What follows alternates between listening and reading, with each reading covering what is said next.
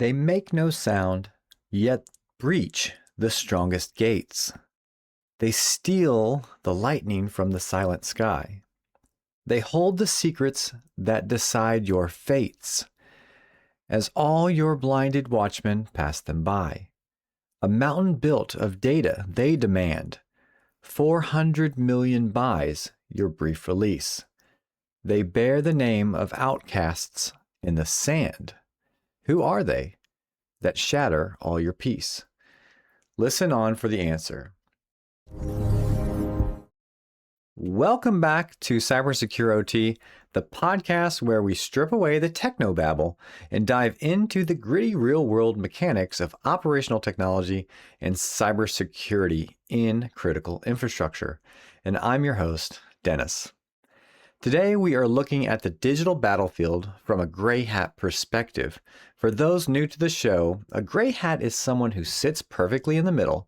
They understand the hacker mindset, the offensive tactics of the bad guys, but they use that dark knowledge to help the good guys build better defenses. They know exactly how to pick the lock, which means they know exactly how to build a better door.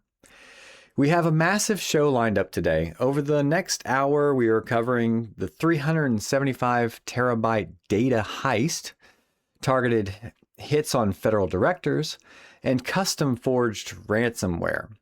Here is your roadmap for today's episode. In segments 1 and 2, the Handala heist and defending the fortress, we kick things off with a story about staggering claims that the aerospace titan Lockheed Martin has been breached by a pro-Iranian hacktivist group known as APT Iran, or Handala. The hackers are claiming the theft of 375 terabytes of data, including the blueprints for their F-35 stealth fighter jet and the highly sensitive personnel data of 28 senior American engineers. In segment 1, we will do a fictionalized walkthrough of how a heist this massive actually happens. From spear phishing and living off the land to the trickle exfiltration pipeline that led to a 48-hour deadline and a $400 million ransom demand. In segment 2, we put on our defender hats. We will dissect the reality of defense in depth and zero trust architecture. Most importantly, we will bridge the gap to OT, exploring how the digital theft of blueprints enables the physical sabotage of aircrafts themselves. Next, we shift from military-grade corporate networks to the highest levels of the U.S. law enforcement. We are breaking down the recent breach of FBI Director Kash Patel's personal email, also claimed by the Handala hack team. We will discuss the offensive playbook of targeting a soft, personal target when the enterprise fortress is too strong. We'll also cut through the fog of war regarding misattribution, including the wild rumors involving conservative podcaster Candace Owens and country singers. Finally, I will give you the defensive measures to lock down your personal digital footprint using multi-factor authentication and password managers. We close the show with a dispatch from Eastern European cyber front lines. A pro-Ukrainian hacker group called Bearlyfy has hit over 70 Russian companies by deploying a custom-built digital sword called Genielocker. We will explore how they use unpatched vulnerabilities for initial access, and then deploy custom ransomware that bypasses standard security systems. To wrap it all up, I'll give you the defensive playbook to keep this genie in the bottle: vulnerability management, EDR, network segmentation, and immutable backups. I say it time and time again, the perimeter is dead, and it is time to assume the hackers are already inside the castle. Don't go anywhere. The facts are coming right up. Now it's time to go into our story. This is a CyberSecureOT story, and it can be used as an example of how advanced persistent threats deploy ransomware. They remain undetected until they activate their encryption mechanisms. These stories are perfect for scenario generation, and they are also good for general education of incident responders. And they are based on real-world events that I cover later in this episode, so that it gives them good credibility as well. So let's get into it. It's Wednesday, 0300 Eastern Standard Time, the optimal time. The city sleeps. Lockheed Martin does not sleep, but it does drowse a bit. Your name is Mort. You are not a ghost. You are a ghost in the machine. The perimeter has been breached. You work for the collective known to the world as APT Iran, and to yourselves as Handala. Tonight, after 7 months of silent, excruciating preparation, you are initiating the grand crescendo of Operation Lockheed Martin. Your goal? 375 terabytes. The prize? The crown jewels of American air power and the private lives of the gods who built it. Your target? An unsuspecting senior systems engineer. You'll call him Aegis. Aegis doesn't know it, but he invited you in 3 months ago. Phase 1, the invisible invitation. It wasn't a brute force attack. You didn't try to bash down the reinforced titanium gates of their perimeter firewalls. That's for amateurs. You found a small, rusted side door. Aegis is a simple man. He likes expensive whiskey, and he has a pet iguana. You know this because you spent 8 weeks cataloging his digital life, his LinkedIn connections, his Amazon purchase history, and the IP address of the smart thermostat in his vacation home in Sedona. The entry point was so simple, it was insulting. You sent Aegis a spear phishing email. It was a masterpiece of social engineering. It appeared to come from a specialized invitation-only symposium for the F-35 propulsion systems. The subject line, urgent, action required, confidential propulsion symposium, final attendee list, and security protocol. The email contained a malicious payload, a tiny piece of code hidden within what looked like a benign PDF file. When Aegis clicked to open the attendee list, he didn't see the code execute. He just saw a standard PDF loading screen that said, "File corrupted." He cursed, deleted the email, and went back to work. But the seed was planted. That corrupted file wasn't a file at all. It was a dropper. The moment he clicked, it reached out to an obfuscated server of yours in a data center in Kuala Lumpur. It downloaded and installed a remote access Trojan, a rat. Phase 2, living off the land.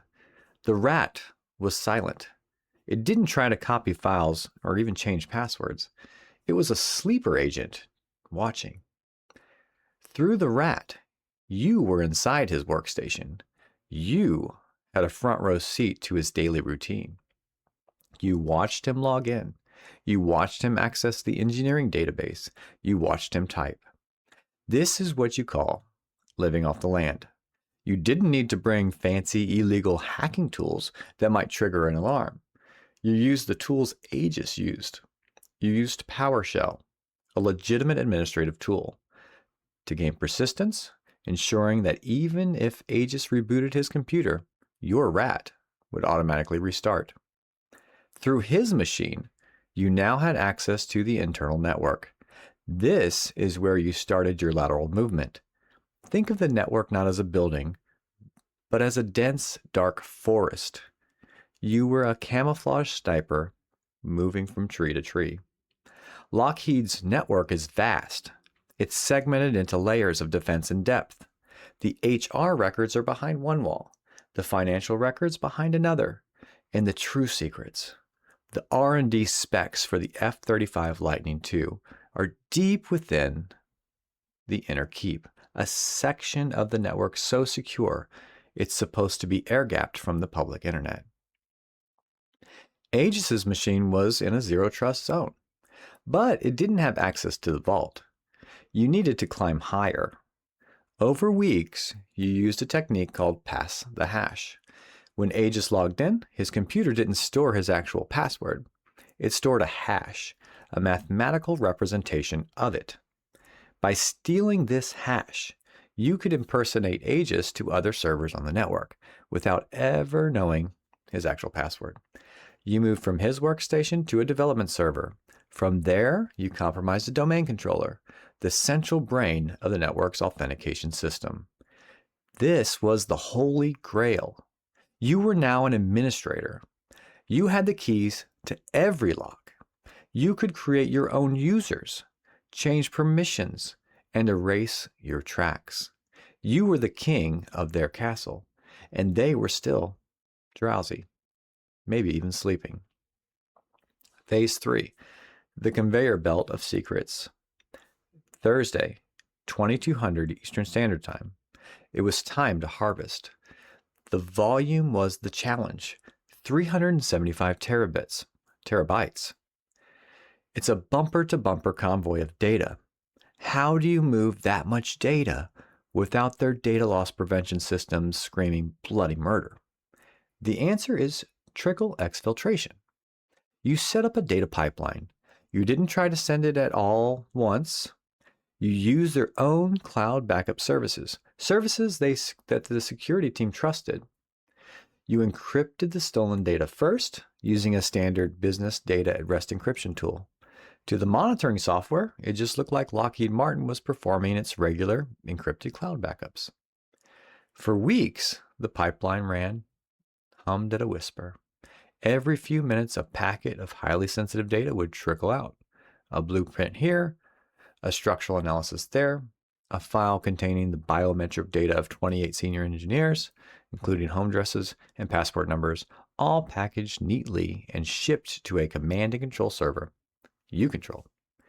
The system was elegant in its simplicity. You weaponized their trust. You made their own defensive tools the architects of their defeat. Phase 4, the 48-hour ultimatum. Wednesday, 0300 Eastern Standard Time. The 375 terabyte convoy has crossed the border. It is safe in your hands. The time for stealth is over. Now begins their terror. Your work shifts from the technical to the psychological. You log into their internal communications network using an admin account. At exactly 0301, you push a message. It doesn't appear as an email. It appears as a full screen, undismissible pop-up on every single computer, on every display in the command center, and on the mobile devices of every senior executive. The background of the message is black. The image of a clenched fist is white. The text is blood red. Attention, Lockheed Martin. Operation Lockheed Martin is complete. We are the Handala hack. We possess 375 terabytes of your most sensitive data. The complete blueprints for the F-35 Lightning II, the personal, non-public data including passports, family addresses, and biometric records of 28 of your senior engineers. You have built a fortress, but we have your guests. You have 48 hours to respond. Do not test our resolve. We are not interested in an encryption key. Your data is gone. We are prepared to sell the F-35 blueprints to your most patient adversaries. We are prepared to release the personal dossiers of your engineers to the public. A payment of $400 million in Bitcoin will buy your silence. This is not a request. It is a cost of your failure. End quotes. The clock starts now, 48 hours. You watch the internal network ignite. The Security Operations Center goes into full meltdown. Alerts are firing like machine guns. They are trying to identify the breach, but you are ahead of them. You've already disabled the administrative accounts they would use to lock you out. You've started erasing the event logs on the compromised servers. You are melting the ice behind you as you walk away. You sit back, the only person in the world who truly knows what has just happened. The silence of the 3 a.m. hour is broken only by the sound of your own slow, satisfied breathing and the final soft click of the disconnect button. The heist is over. The terror has just begun. This has been a fictional reenactment created by CyberSecureOT with the aid of Gemini, a telling of what just happened to Lockheed Martin. The names were made up to protect the innocent. The story was absolutely true. So don't go anywhere. The facts are coming right up. Now we're going to shift over to the news with the heavy hitter, Lockheed Martin. Now we're diving deep into this story, and it sounds like it was ripped straight out of a Hollywood techno thriller, but unfortunately for the US, for our defense sector, it's happening right now in the real world. If you've been watching the news this week, you've probably seen the headlines. Lockheed Martin, the aerospace titan, has allegedly been breached by a pro-Iran hacktivist group known as APT Iran, or Handala. The claims are staggering. We're talking about the theft of 375 terabytes of data. We're talking about blueprints for the F-35 stealth fighter jet. We're talking about the personal, highly sensitive data of 28 senior American engineers.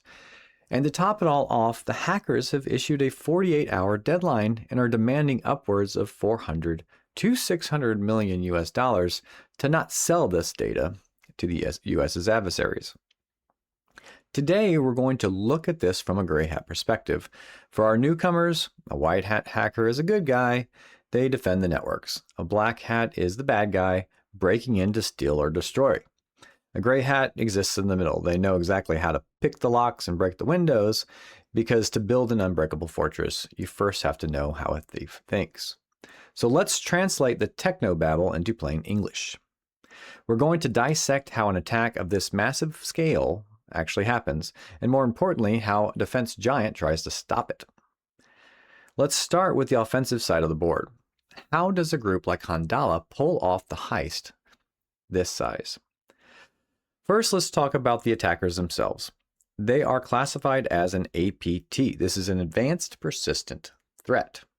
Think of your standard run-of-the-mill hacker as a street mugger doing a smash and grab. They break a window, grab your stereo, and run. An APT is entirely different. An APT is like a highly funded, incredibly patient crew of professional bank robbers like you'd see in Ocean's 11. They don't just break in. They stake out the digital fortress for months. They map out where the security cameras are. They figure out the shift changes of the guards, and they find the one rusty ventilation shaft that nobody remembered to weld shut. They're persistent. Now let's talk about the haul, 375 terabytes. In the cybersecurity world, we call the theft of data exfiltration. For the layman out there, let me put 375 terabytes into perspective. If 1 gigabyte of data is roughly a pickup truck full of printed paper, 375 terabytes is a bumper-to-bumper convoy of semi-trucks stretching from New York to Chicago. From an offensive hacker perspective, sneaking that much data out of a network is incredibly loud. Imagine trying to drain an Olympic-sized swimming pool through a garden hose while the pool owner is sleeping in the next room. It takes time and it makes a mess. To pull this off without tripping every alarm in Lockheed Martin's Security Operations Center, the hackers had to be stealthy. How do you do that? Hackers use a technique called living off the land. Imagine a burglar who sneaks into a building, knocks out a security guard, puts on the guard's uniform, and then uses the guard's actual keys to walk through the building. By using the company's own legitimate administrative tools, things that the IT department uses every day to move files around, the hackers blended right in. To the automated security software, it just looks like Steve from IT doing his normal job.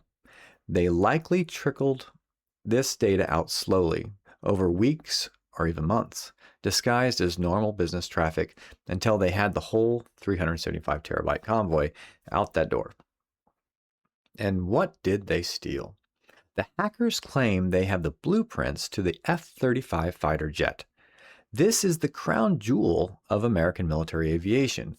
But on top of the tech, Handala claimed they grabbed the complete data, names, passports, home addresses of 28 senior American engineers working on military projects. This brings up a crucial offensive tactic: social engineering. Hackers know that breaking through $1 million military-grade firewall is incredibly hard. You know what's easy? Tricking a human. Why spend 6 months trying to blast open a reinforced steel vault door when you can just find the guy who holds the key, figure out where he lives, and trick or pressure him into opening it for you? By doxing these 28 engineers, Handala is proving that they bypassed the perimeter by targeting the humans. They likely sent a hyper-targeted fake email called spear phishing to one of these engineers. Maybe it looked like an urgent message from HR or a login prompt of their 401k. The engineer clicks the link, enters the password, and boom, the hackers have the keys to the castle. And now we arrive at the extortion. Handala gave Lockheed a 48-hour deadline and demanded roughly $400 million. This is what we call double extortion. In the old days of ransomware, hackers would just scramble your files and demand a ransom for the decryption key. It was like someone putting a padlock on your filing cabinet. But companies got smart. They started keeping backups. If a hacker padlocked the cabinet, the company would just say, "Keep it, we have a spare cabinet." So the attackers evolved. Now they don't just padlock the cabinet. They steal a photocopy of every sensitive document inside, stand in the town square and scream, "Pay me $400 million or I'm handing these blueprints to your worst enemy." They weaponize the fear of exposure. So that's the attack, the dark, gray hat reality of how a network is dismantled from the inside. But what about the defense? Let's flip the coin and look at how a massive entity like Lockheed Martin defends against this, and what we can learn from it for our own operational technology and information technology networks. Lockheed Martin put out a statement saying they have robust, multi-layered information systems and data security. To a layman, that sounds like corporate PR mumbo jumbo. To a cybersecurity professional, that phrase means defense in depth. They invented it. Let's use a metaphor. Think of your network like a medieval castle. In the early days of the internet, companies had perimeter security. They built a giant moat and a high wall around the castle. If you were outside the wall, you were bad. If you were inside the wall, you were assumed to be good. But as we just learned from our hacker perspective, if a bad guy steals a guard's uniform and walks across the drawbridge, perimeter security is useless. Once he's inside, he can loot the entire castle. So multi-layered security means you don't just rely on that moat. Layer 1, the moat and the walls. These are your firewalls and intrusion prevention systems. They block the obvious attacks. Layer 2, the inner keep. This is the network segmentation. If the hackers breach the HR department to go get those engineers' passports, that network should be entirely physically or virtually disconnected from the research and development network where the F-35 blueprints are stored. It's like the bulkhead doors on a submarine. If one compartment floods, you seal the doors so the whole ship doesn't sink. Layer 3, the vault. This is data encryption. Even if the hackers steal the 375 terabytes of data, it's probably encrypted. It just looks like mathematical gibberish. The hackers would have a convoy of semi-trucks filled with locked safes, but they can't open them.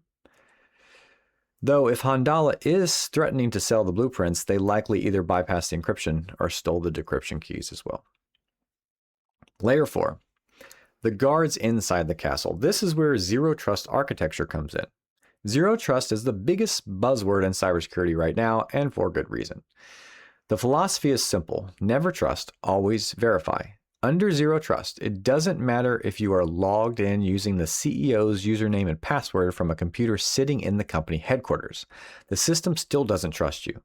Every time you try to open a new file, the system asks for a fingerprint or a push notification to your phone, or it analyzes your typing speed to make sure you are who you say you are. If an engineer suddenly tries to download 375 terabytes of data at 3 a.m., something they have never done before, a zero trust system acts like a guard tackling them to the floor and slamming the vault door shut. Another crucial defensive tool is DLP. This is data loss prevention. Remember my metaphor about draining the swimming pool through a garden hose? Data loss prevention is the sensor placed within the drain. It monitors all the data leaving the company. If it sees files marked top secret F-35 moving toward an external server on the internet, it cuts the cord. The fact that hackers allegedly got out with 375 terabytes means there was either a failure in DLP tools or the hackers found a blind spot the tools weren't monitoring. So now, because this podcast is called CyberSecureOT, I have to bring us back to operational technology. OT is the hardware and software that controls the physical world. The robotic arms building the planes, the sensors testing the jet engines, the power grid keeping that factory running. This breach at Lockheed is primarily an IT or information technology breach. They stole data. But in the modern world, the line between IT and OT is disappearing. If state-sponsored hackers get their hands on the engineering blueprints for an F-35, they aren't just looking to copy the design. They are looking for physical vulnerabilities. They are looking to see how the software integrates with the physical flight controls. If they know how the plane is built, they can design targeted cyber weapons to attack the plane itself while it's in the air or attack the automated OT assembly line that builds them. The digital theft enables physical sabotage. So what's the verdict? The 48-hour deadline is a pressure cooker tactic. Handala wants Lockheed Martin to panic. As a gray hat, I read this as if the hackers really have what they say they have. They've already won a massive intelligence victory for the state sponsors. The $400 million ransom might just be a smokescreen to make them look like they're financially motivated criminals rather than cyber terrorists acting on behalf of the nation state. For the rest of us, whether you run a small manufacturing plant or manage the IT for a local hospital, the lesson's clear. That perimeter is dead. You have to assume the hackers are already inside the castle. Segment your networks, implement zero trust, and train your people, because all the military encryption in the world won't save you if Steve from engineering hands over his keys. This is a high-stakes game of digital chess, and right now it's Lockheed Martin's move. We'll be watching the clock.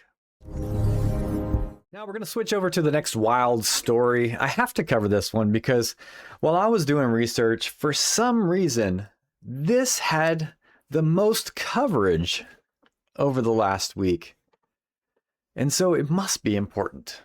It involves the highest levels of the U.S. law enforcement, a retaliatory strike by an Iranian cyber gang, a country music singer, a conservative podcaster, and a whole lot of spilled digital secrets. We are talking about the recent breach of FBI Director Kash Patel's personal email by the Iranian-linked group known as the Handala hack team, the very same team that we just talked about in the Lockheed piece. But before we get into how the digital vault was cracked, let's talk about the man whose vault it was. Who is Kash Patel?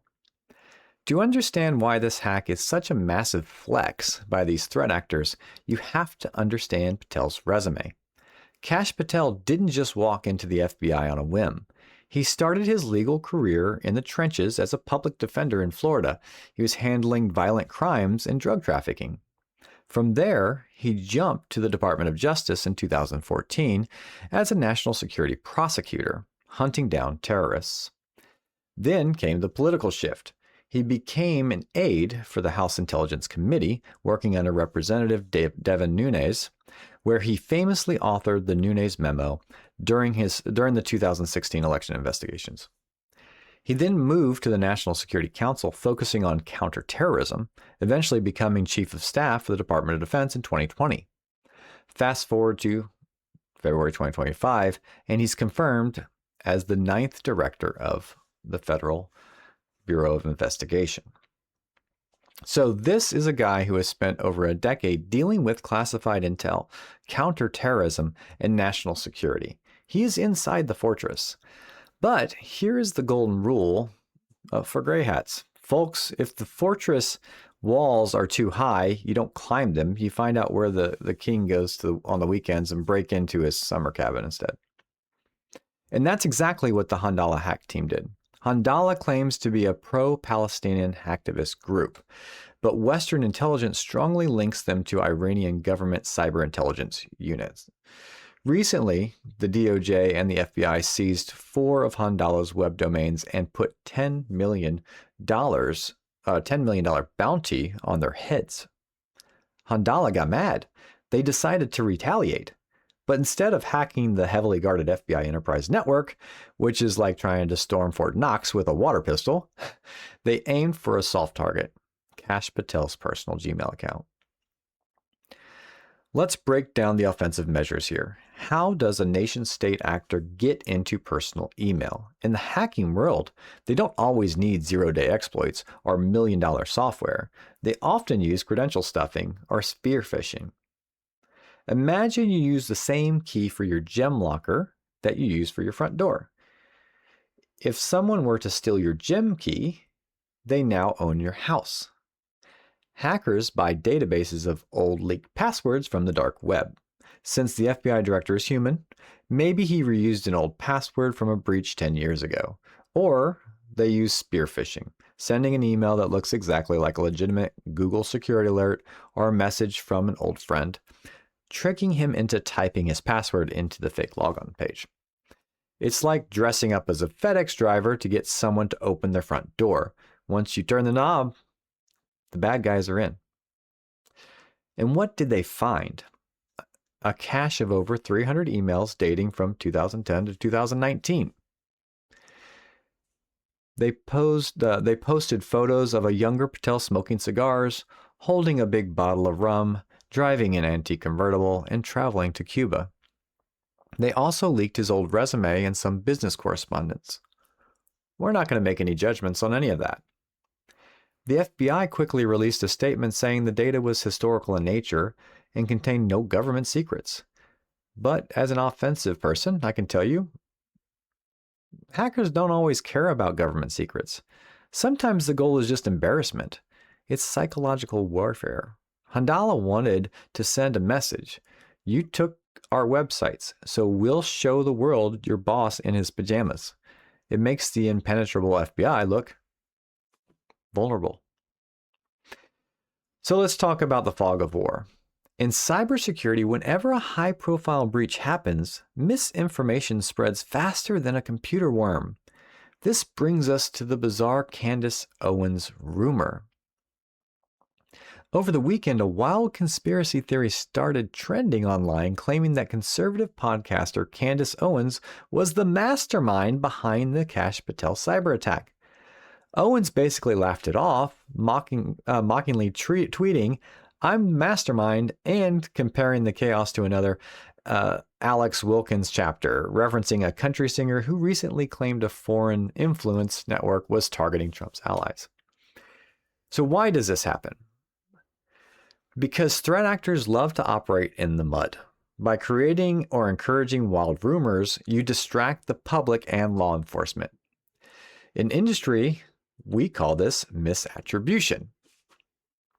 It's like setting off a smoke bomb in the bank lobby while you sneak out the back. People are so busy arguing on social media about podcasters and country singers that the actual Iranian-linked hackers, they slip away in the confusion. So how do we stop this? Well, let's put our defender hats on and talk defensive measures. First, compartmentalization. You must strictly separate your personal and professional digital lives. But the most important lesson here is about securing those personal accounts. Laymen, listen up. You need to treat your personal Gmail or Yahoo account, if you still use Yahoo, like it holds the nuclear launch codes, especially if you are high profile, in which case you probably do use Yahoo. Multi-factor authentication. A password alone is just a chain lock on a flimsy door. MFA is the deadbolt, the alarm system, and the guard dog. Even if a hacker guesses your password, they can't log in without the temporary code sent to your physical phone or an authenticator app. Password managers. Stop reusing passwords. A password manager creates a unique 20-character gibberish password for every single site you use. If one gets breached, the rest of your digital life is safe. Digital footprint minimization. Delete old emails. Why keep correspondence from 2010 sitting in an inbox? It's like leaving boxes of your personal diaries sitting on the front porch. If you don't need it, archive it, take it offline, or just delete it. The Handala hack against Director Patel is a textbook example of asymmetric cyber warfare. The FBI has billions in funding, but a hacker just needs one forgotten password or one-click link on a personal iPad to win the news cycle for the week. And finally, here's a story ripped straight out of the Eastern European cyber frontline. If you've been following the news over at The Record, Hacker News, Cypro, some like that, you've probably seen the headlines. A pro-Ukrainian hacker group called Bearlyfy has just been tearing through Russian corporate networks right and left. They've hit over 70 companies since January of 2025, and they just leveled up. They've traded in their hand-me-down weapons for a custom-forged digital sword called Genielocker. So if you're sitting there wondering what any of that means, don't sweat it. We're going to break down the offensive plays they use to break in and the defensive plays you need to keep them out. And we'll put it all in plain English. Part 1, the offensive playbook, how Bearlyfy operates. Well, let's start by looking at the attackers. Who is Bearlyfy? In the cyber world, we characterize groups by their motives. You've got your financial criminals who just want money, and you've got your hacktivists or state actors who want to cause political chaos. Bearlyfy is a terrifying mix of both. They want to burn your house down, but they want you to pay them for the privilege. When they started out last year, they were going after smaller fish using off-the-shelf leaked tools, specifically old versions of Lockbit and Babook. Think of these like picking up a discarded crowbar at a construction site. It gets the job done, but it's not very elegant, and the cops, or in this case antivirus software, already have the fingerprints for it. But recently, they've evolved. They created their own custom Windows ransomware called Genielocker. Let's use a metaphor here. Imagine your company's network as a giant office building. Step 1, the break-in. This is the initial access. First, they have to get inside. Bearlyfy doesn't usually pull a Hollywood-style hack the mainframe stunt. Instead, they look for unlocked windows on the outside of the building. In technical terms, these are unpatched vulnerabilities in external-facing services, like a VPN portal or a web application that hasn't been updated. They jiggle the digital handle, find that it's open, and then they slip inside. Step 2, setting up camp. This is what we call persistence. Once they are in the lobby, they don't just rob the receptionist and run. They want the whole building. So they deploy a tool called Mesh Agent. Think of Mesh Agent as a wedge propped under the back door. It's a remote access tool that lets hackers come and go as they please, completely undetected, bypassing the front door and the security guards and that nice receptionist. Step 3, the magic lamp. Genielocker itself. Finally, once they've mapped out your entire building and stolen all your sensitive files, they rub the magic lamp and deploy Genielocker. Ransomware is basically a malicious locksmith. In the blink of an eye, Genielocker changes the locks on every single filing cabinet, every server and computer in your building. You can see your files, but you can't open them without the new cryptographic key. What makes Genielocker unique, and why I tip my gray hat to them, so to speak, is their coding skills. Even if their actions are destructive, this custom-built standard security systems can't even recognize type of a code is pretty genius. Standard antivirus software works like a bouncer checking a VIP list off the known bad guys. Genielocker has never been seen, so the bouncer lets it walk right through the front door. And Bearlyfy adds a personal touch. Instead of an automated ransom note, they often leave handwritten custom messages mocking the victims. They're asking for hundreds of thousands of dollars, knowing full well their primary goal is maximum sabotage. So now, the defensive playbook. How do we keep that genie in its bottle? All right, let's get past the doom and gloom. So let's look at Bearlyfy's operation and we'll see that it's actually a highly efficient evolving threat. This new capability shows that. But you'll also see vulnerabilities in how these victim companies were defending themselves. So they left kind of some of the doors open. If you are a business owner, an IT admin, or just someone trying to understand how to protect your own digital house, how do you stop a custom threat like Genielocker?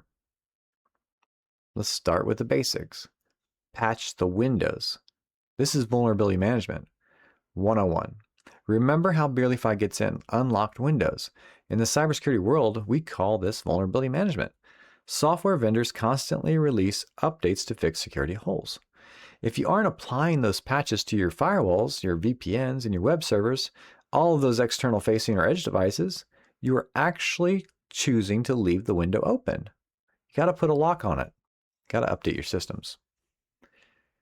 Number 2, install motion detectors. Nowadays, we call this behavioral endpoint detection. I mentioned earlier that traditional antivirus is like a bouncer checking IDs against a list of known criminals. That doesn't work against a custom tool like Genielocker. You need to upgrade from a bouncer to a smart motion detector. We call this endpoint detection and response, or EDR. EDR doesn't care what the hacker's face looks like. It cares about what they're doing.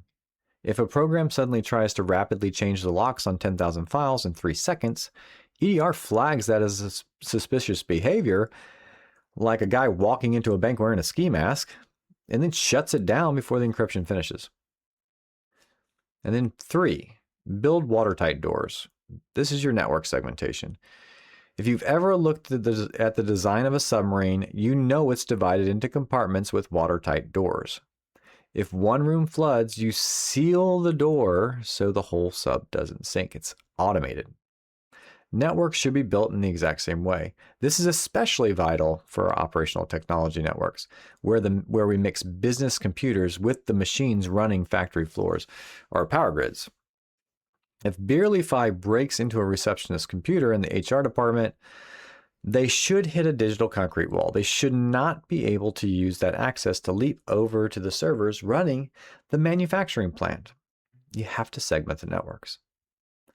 And then 4, immutable backups. This is your digital time machine. Let's say the worst happens. They do get in. The motion detectors fail. The Genie locks all your files. The ransom note is on your screen demanding $1 million. What do? You hit the undo button. You need backups, but not just any backups. You need immutable offline backups. Imagine keeping a photocopy of all your company's important documents in a completely separate, bomb-proof vault across town. Even if Bearlyfy burns your main office to the ground, you don't have to pay them. You just go to the vault, grab your copies, and rebuild. Immutable just means that once the backup is written, it cannot be changed or encrypted by anyone, not even an admin, and certainly not Genielocker. So what's the takeaway? The reality of the Bearlyfy situation in Russia right now is a warning shot to the rest of the world. The barrier to entry for cybercrime is getting lower, while the ceiling for the damage they can cause is getting higher. Groups are realizing that if they take the time to build their own tools, they can bypass a lot of lazy security out there. They are playing a high-stakes game of chess, and too many companies are out there playing checkers. You don't need to be a hacker to understand the basics of defense. Lock your external doors by patching your systems. Put up smart alarms that watch for bad behavior, not just known bad files. Keep your ship segmented and always have a secure time machine so you never have to negotiate with a digital terrorist. That's going to do it for today. I highly recommend checking out the write-ups on the Record and Hacker News if you want to get into the granular technical weeds of this Genielocker code. They're excellent. But for now, this is Dennis telling you to take these lessons back to your own networks. Stay paranoid, Stay tuned, and I'll see you next time on CyberSecureOT.